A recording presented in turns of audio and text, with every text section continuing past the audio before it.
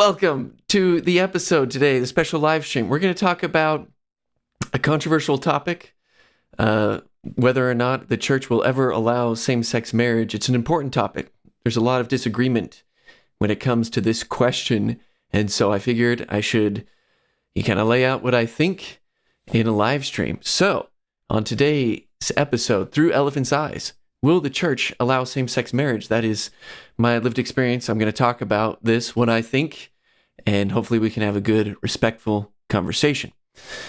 Then we'll get to the trunk treasures. So the trunk treasures, is Dan McClellan woke? Good or bad? Is that a good thing or a bad thing? I just released a video about it, so we'll find out. And then Big Ears Bulletin, breaking news. Is the church pro-science? We're going to find out, talk about that a little bit today, but let's get into the first segment, which is the lived experience through Elephant's Eyes. Will the church allow same-sex marriage?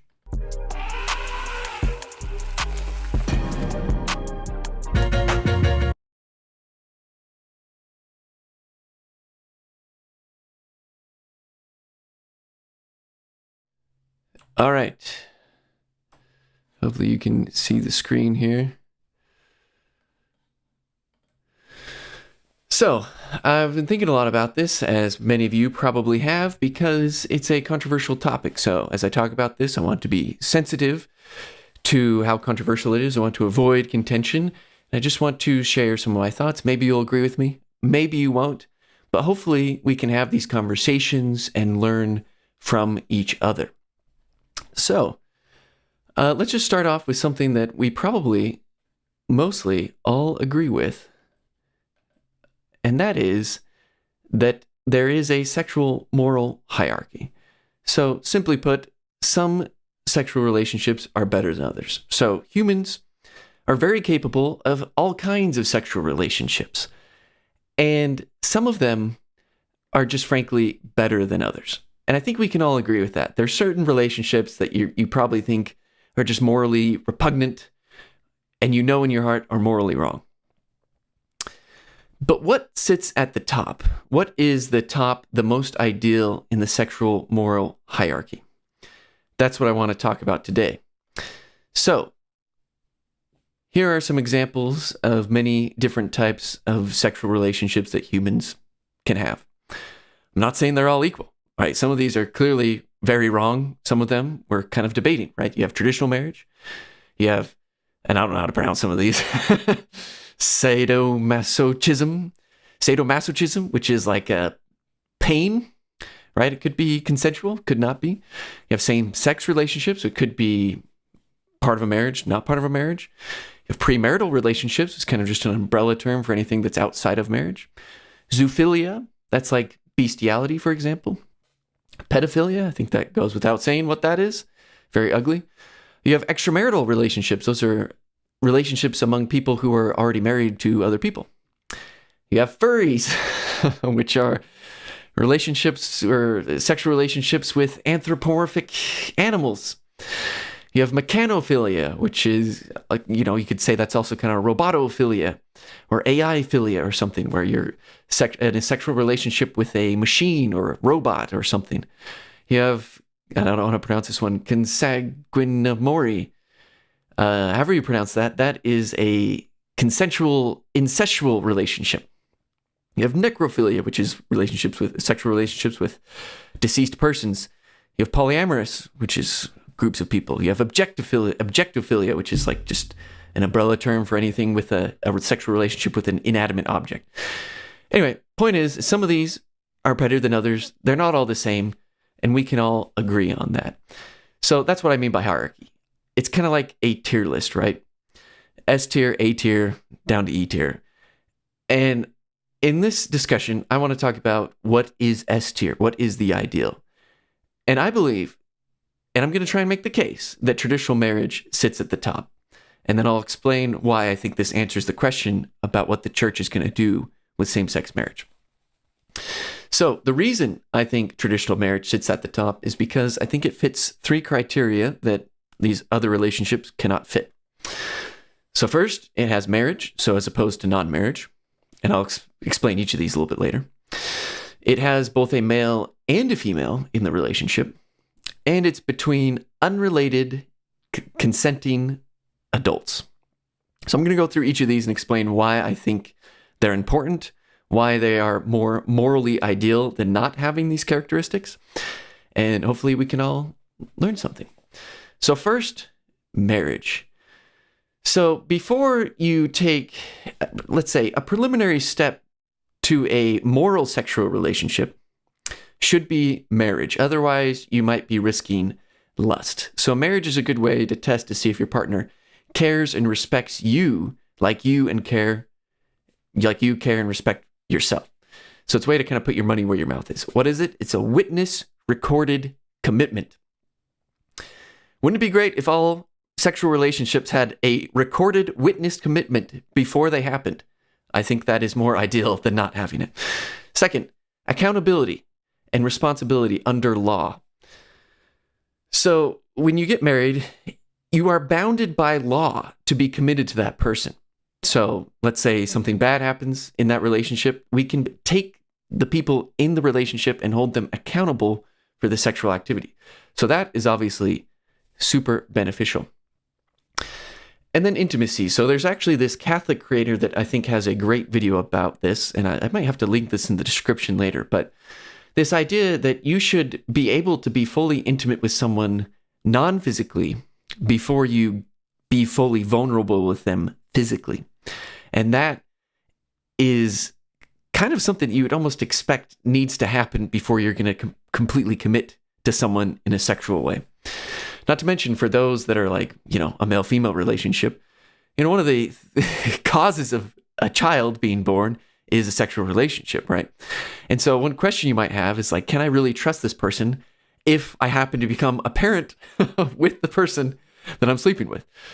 So I think in any case, no matter what relationship you're looking at, it is more ideal, of a better moral class to establish a sexual relationship on marriage first before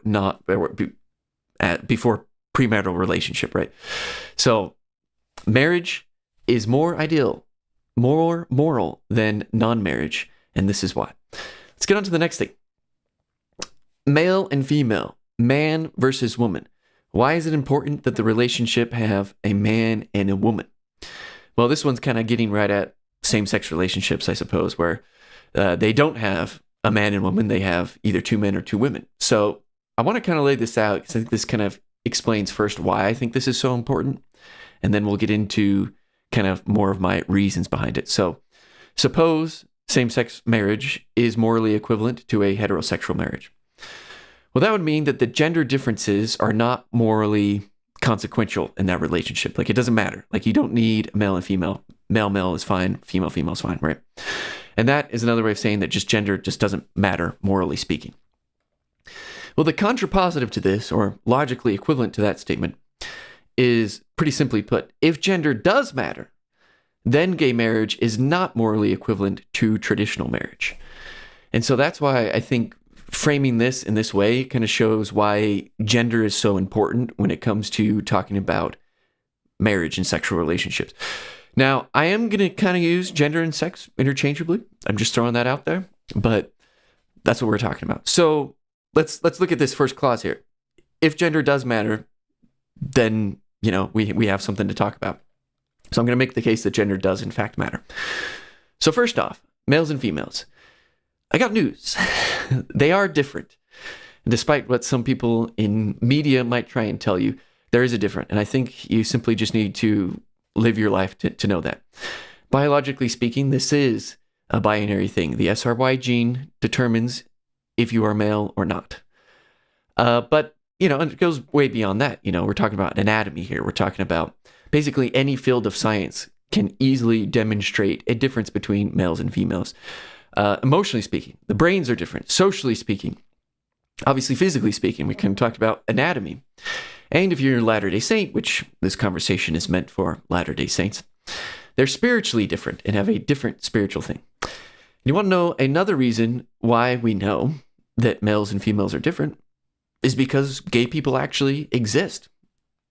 So a gay person really a gay person is discriminating between liking a certain gender preference or liking having a sexual desire for a certain gender over another, which means there is a difference between those genders. So like gay men like other men over women. So the fact that gay people do in fact exist shows that there is a difference between men and women. Now the question is does this difference actually matter? Is it morally consequential?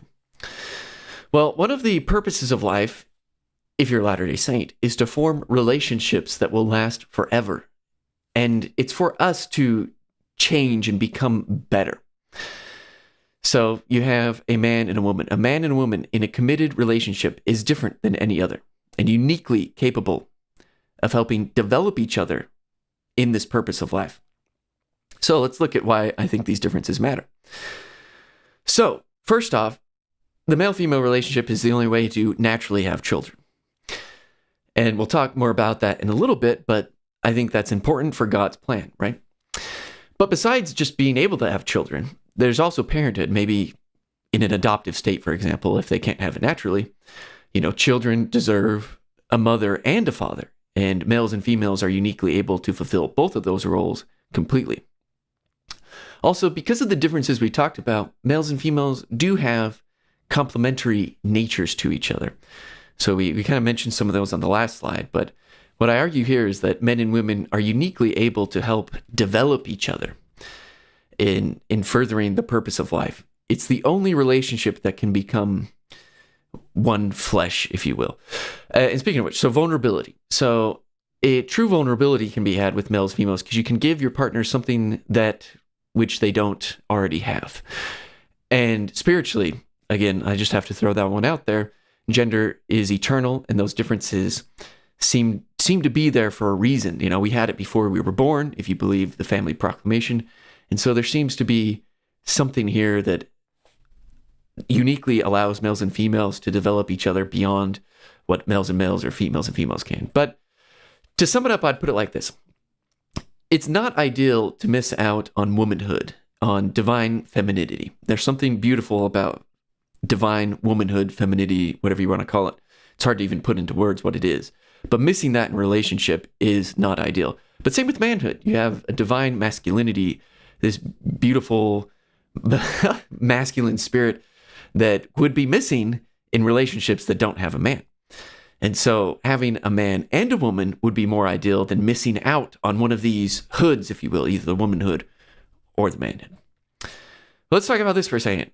I think also we should point out that it's more ideal to just have one male and one female. And we'll talk about polygamy here in a second, so stay tuned and keep watching. So why not multiple people? Well, biologically, it's just not optimal. If optimal meaning like bringing in children into the world, fulfilling the procreative commandments, and it possibly could be very confusing for children, right? And beyond, I don't think there's much benefit you get from the male-female relationship that you could get with adding more people into that relationship. And so I see no purpose for it besides lust.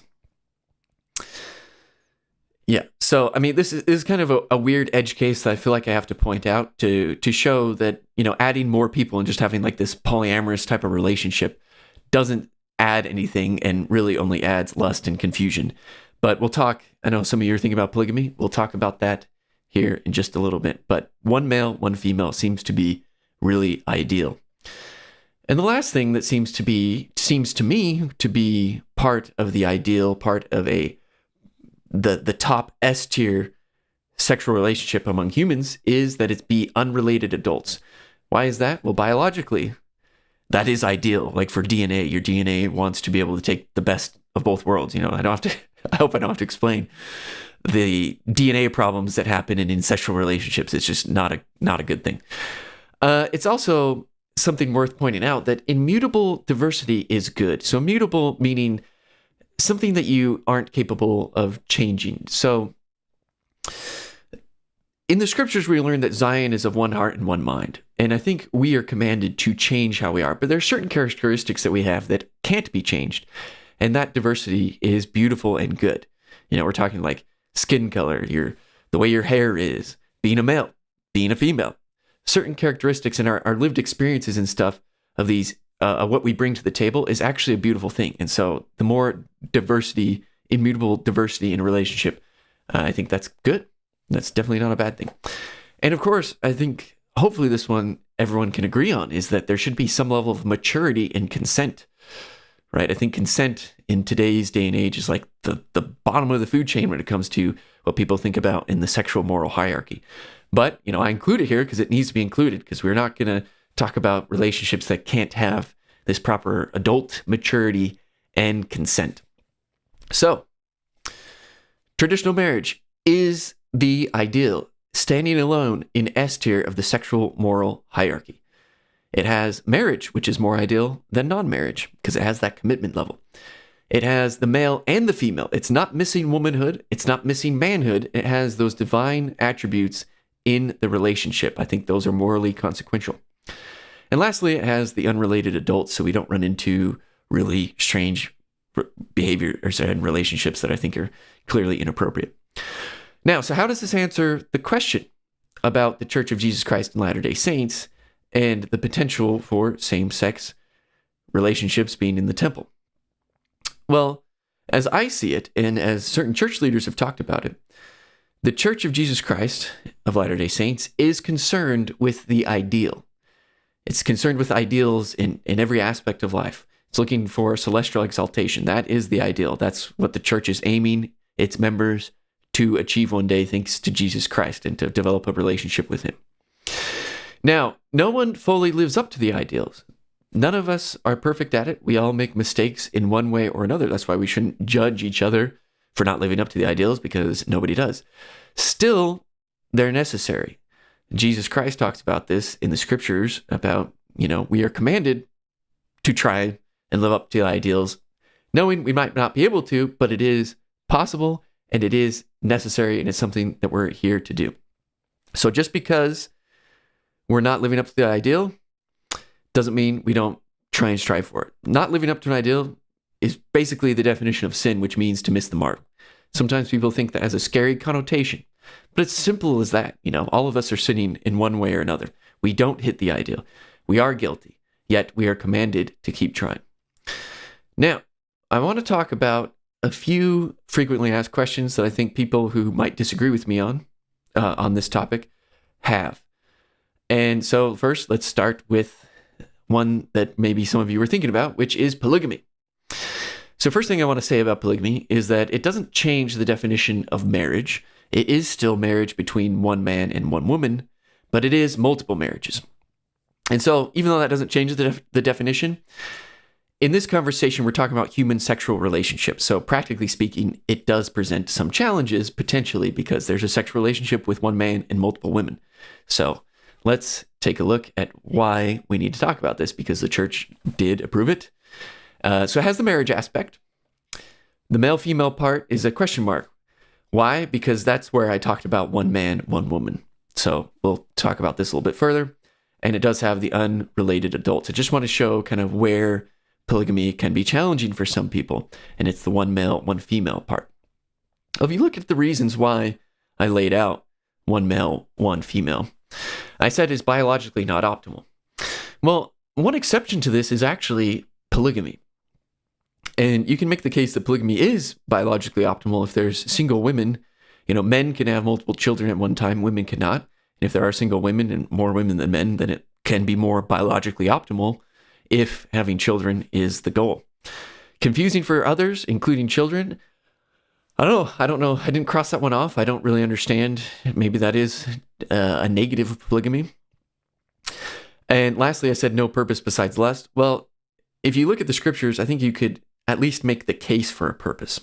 So here's kind of my, summary of polygamy. I think you could argue a case for polygamy based on these. I don't like polygamy. I don't want to live polygamy. But at least to me, it could be possible to be morally acceptable in some rare circumstances. So long story short, I agree with the scriptures. Monogamy is the norm, and sometimes polygamy is okay if commanded. I don't like it.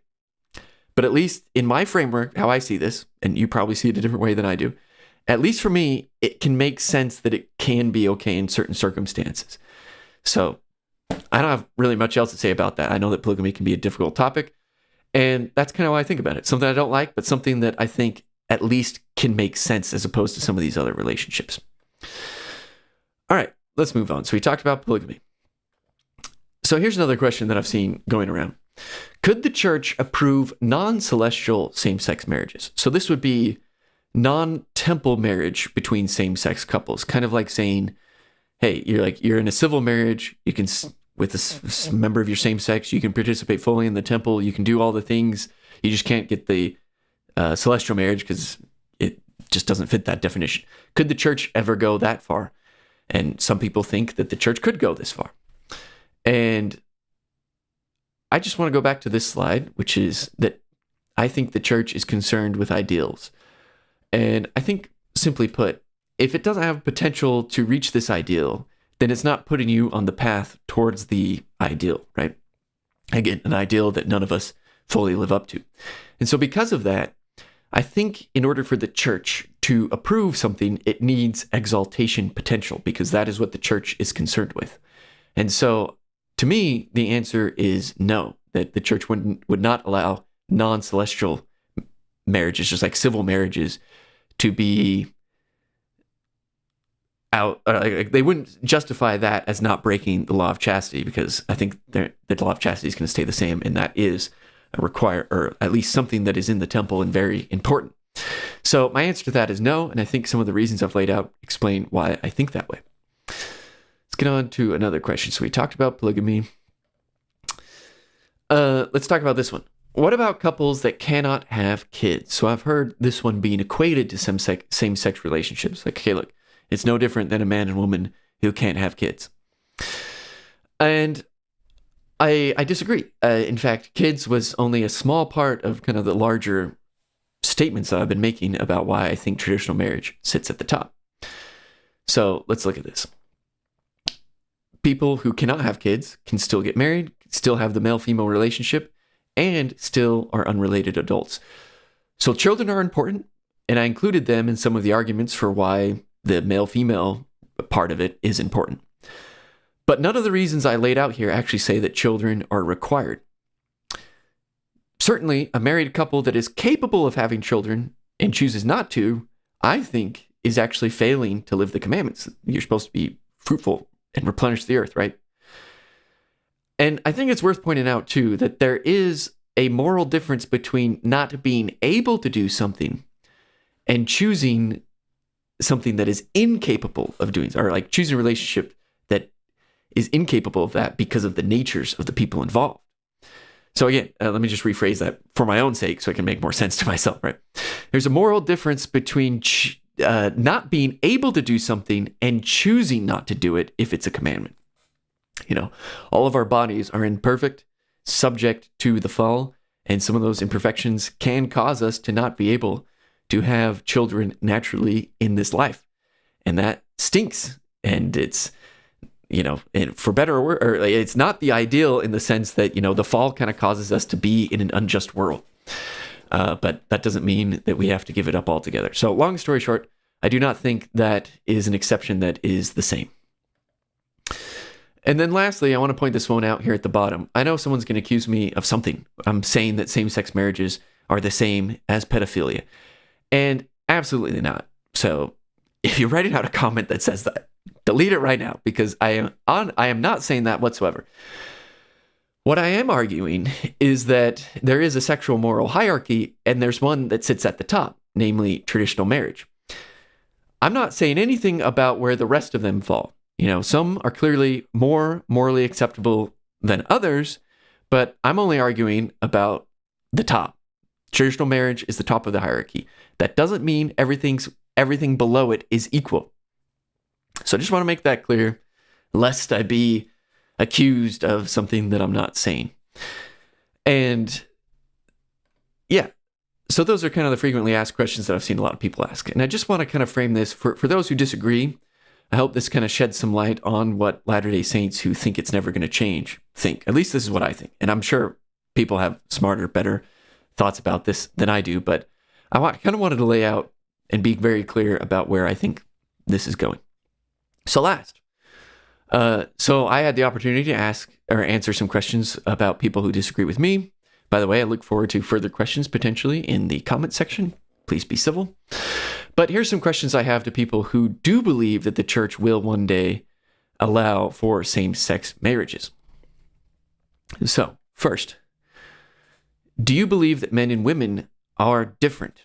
And not just different in like one has long hair, one has short hair, like look different, but like, I mean, morally consequentially different. Like, is there actual distinction between men and women? What is the purpose of sex or gender? So if you're a Latter-day Saint, it says that these are characteristics that are eternal in nature. They're essential to our premortal, mortal, and post-mortal experience. So what is the purpose of it? Why do we have it? And does that matter? What is the ideal to you and why? So if traditional marriage isn't at the top, or maybe if it's tied with some of these other relationships, why is that? I want to know what it is that makes those other relationships the ideal. And by the way, the relationships I listed in this slideshow are not even close to being exhaustive. I just wanted to put some examples. But yeah, so what is the ideal to you and why? And lastly, something that I think people should consider, something that I've considered is, does your ideal allow for something you reject morally? For example, a lot of people talk about how consent is all that matters. Consenting adults actually includes a lot of relationships that you likely believe are morally wrong. So what else besides love or consent is there? Is there anything else? Why is that? Let me know in the comments, and I hope that we can be civil and talk about this, because I really think this is an important conversation that needs to be had among Latter-day Saints. It's an ongoing, I don't want to say struggle, but it is just, hold on, I'm trying to pull up my stinking thing over here. Okay, here we go. Yeah, it's an ongoing thing that continues to be somewhat divisive in the church. And I hope that we can have these conversations openly, with respect. And I just wanted to lay out why I think same-sex marriage is not on the table. I don't think it ever will be. And I wanted to make my stance clear. Look forward to your comments. And let's get into the next segment. This is Hidden Gems, Trunk Treasures.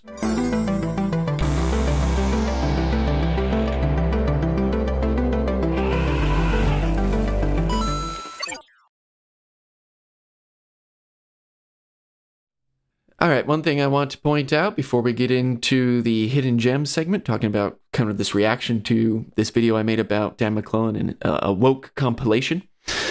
The purpose of this channel, and I think hopefully you saw the purpose of the channel as I presented on kind of my thoughts about same-sex marriage in the church, is to elevate members of the church by building bridges of understanding through fun and informative content. So some members think that same-sex marriage is on the table, some think it is not, and that is fulfilling one of the purposes of this channel, which is to help each other understand each other a little bit better. I hope that worked. Point number 2, help honest actors to take the church seriously by exposing limitations of critics and correcting misconceptions. So thank you to the members of the channel. We have Jacob Wardle 6432.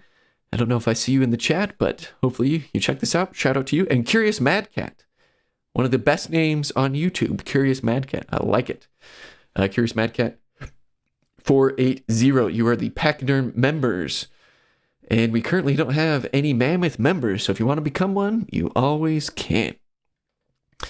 All right, so I made this video about Dan McClellan, and kind of in the spirit of talking about, LGBT stuff, and Dan McClellan is a little bit more woke than I think some people realize, and I decided to make a compilation talking about that very thing. And here are some of the reactions that I wanted to point out. If you haven't checked out that video, you need to see if you can break the record and make it through the full video. Some people couldn't stand it after a few minutes. In fact, fun story, little insight into the channel. This is the first video. Here's a little insight, audience. Come a little closer right here. I actually lost subscribers from that video. Yeah, that's the first video I've put out where my subscriber count was a net negative. And that means I probably like gained some subscribers and lost some, but the net negative shocked me.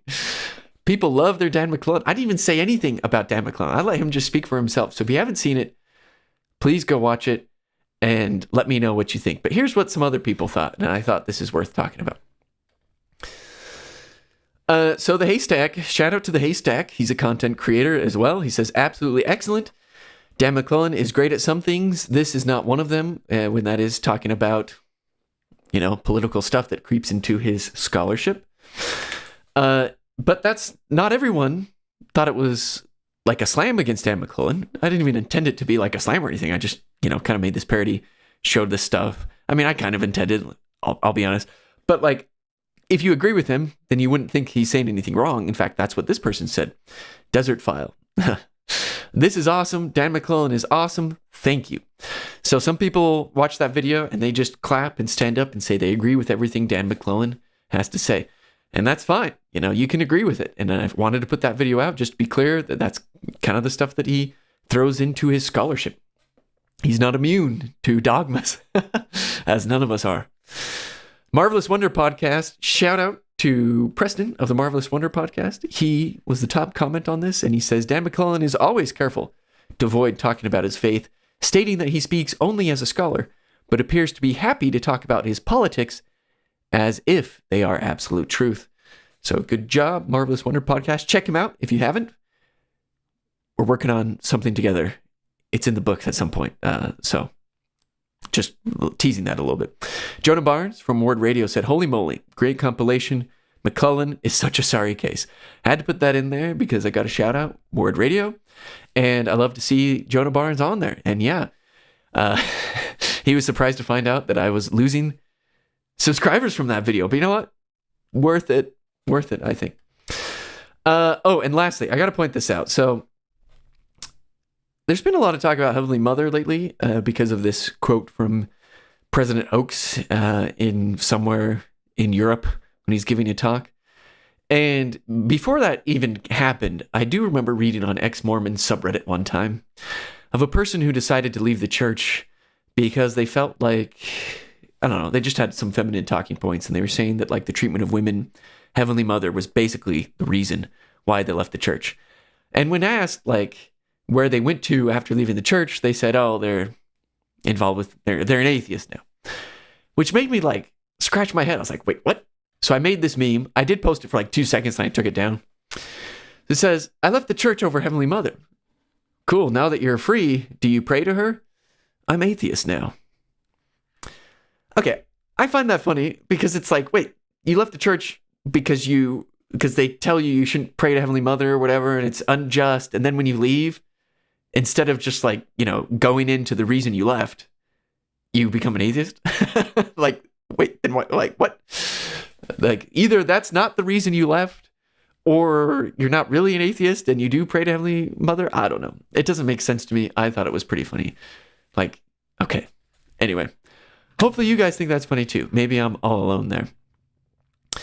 But yeah, that's it for the Trunk Treasures. Those were the hidden gems across kind of the internet, talking about the different comments, reacting to those things. But now it's time for breaking news. The Big Ear Bulletin, Big Ears Bulletin is coming up right now.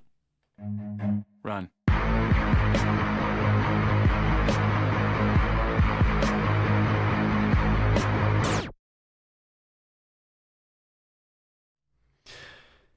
Is the church pro-science or anti-science? Or is it both? Let us look at this. President Henry B. Eyring, among dignitaries celebrating completion of University of Utah's Applied Science Project. So if you know anything about the history of the Eyrings, his father was a famous chemist and definitely was a proponent for evolution, and I think he talked a lot with the first presidency, trying to help them out, and also served in the church. And now you have his son, President Henry B. Eyring, who was also kind of involved with some science stuff, at the University of Utah, according to this church article. So second counselor in the first presidency reflects on his time at the school and its positive effect on his life. By the way, that is him with Utah Governor Spencer Cox, who, I no longer live in Utah, but I do see that at times people really don't like Governor Cox. And at other times, they're like, hey, that's not so bad. So he's kind of a controversial figure, but nonetheless, he is smiling here with President Eyring. So is the church pro-science or anti-science? I would make the case, and I think I can make a strong case, though I don't know if I've laid it all out in my head, that the church is very pro-science, very much so. And, I am applied scientist myself, and I find that the church is very compatible with all sorts of scientific theories. And of course, theories don't mean that they're fact. Rather, they're the best model we have to understand the current evidence in the universe. And I think the church can very much align with those. I think the church is all about truth, no matter where it comes from. And that truth can come from science, absolutely. And I think other Christian denominations and maybe other religions, though I'm more familiar with other Christian denominations, aren't as capable of making such claims with science as the Church of Jesus Christ of Latter-day Saints. In fact, I don't know if there is another Christian church, and yes, Christian church, you heard me, that is as pro-science as the Church of Jesus Christ of Latter-day Saints. Now, there's certain assumptions that science kind of brings to the table when you're talking about, science sometimes gets a little messy. It starts to kind of border onto morality when it's talking about things like the origin of life and the Big Bang Theory and all that stuff. Which, by the way, I need to point out and remind everyone yet again that what Dan McClellan does isn't science, so we're not talking about anything Dan McClellan does. He does scholarship, which is based on much weaker evidence and on a lot of conjecture. So we're not talking about Dan McClellan. But science itself, there's certain things that maybe people could argue. No, I don't know. I'm trying to think of something that is in direct, has some contrast with some of the teachings of the church. Maybe some of you are thinking about evolution. I don't think that does. At the very least, you can be a believing member and think about evolution basically in however way you want, and accept the scientific evidence that is presented for the theory of evolution. But anyway, now I pose the question to you, and maybe this is something we can explore further in another episode about the church's relationship to science, where it is pro-science, and maybe talk about the areas where people feel like it's not so pro-science, and compare and contrast that with other religions and see what we can come to. But, that's something I personally will need to think about a little bit more besides just talking about it on the hot seat with the lights on without thinking much about it before this live stream. But yeah, let me know if that's something you're interested in the comments, and just answer this question. Is the church pro-science? Yes or no? Why or why not? But anyway, if you're not subscribed, I would really appreciate it if you could subscribe so you check out some of the further content. And I would consider or ask you that even if you disagree with what I'm saying here, that you can subscribe, because I really want to help us all understand each other better. The Church of Jesus Christ of Latter-day Saints doesn't have these strict creeds. You have the Temple Recommend interview questions. But beyond that, there is so much room for different belief. And I think some of it might be on the border, if not already outstepping the bounds of what I think is good. But some of it's not, and some of it's just we don't know a lot of things. For example, with Heavenly Mother, we don't know a lot of stuff about it. Or, for example, with intelligences, there's different trains of thought or schools of thought when it comes to things like that. And that's good. We all want to understand each other. So please join me on this journey of Ether's Elephant. And if you found this helpful at all, go ahead, click the like button on this live stream. But that is all we have for today. Thank you so much for joining, and we'll catch you in the next one. This is Ether's Elephant.